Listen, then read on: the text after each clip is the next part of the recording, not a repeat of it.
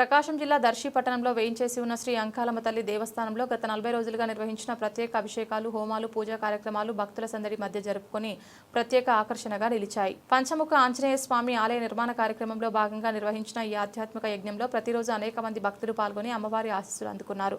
సందర్భంగా దేవస్థాన ధ్యాన కేంద్రం సేవకురాలు అనంతకుమారి మాట్లాడుతూ 40 రోజుల పాటు దేవస్థానంలో వివిధ రకాల మాలలు ధరించిన భక్తులకు అన్నదాన సేవలు నిరంతరం కొనసాగించడం జరిగింది.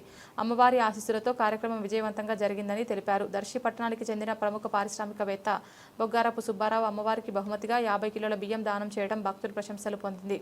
దేవస్థాన అభివృద్ధికి సమాజం ముందుకు రావడం శ్రేయస్కరమని, భక్తిభావంతో సమర్పించిన ఈ సేవా కార్యక్రమాలు కొనసాగాలని స్థానిక భక్తులు ఆకాంక్షించారు. ప్రేక్షకులకు నమస్కారం. నా పేరు అనంతకుమారి.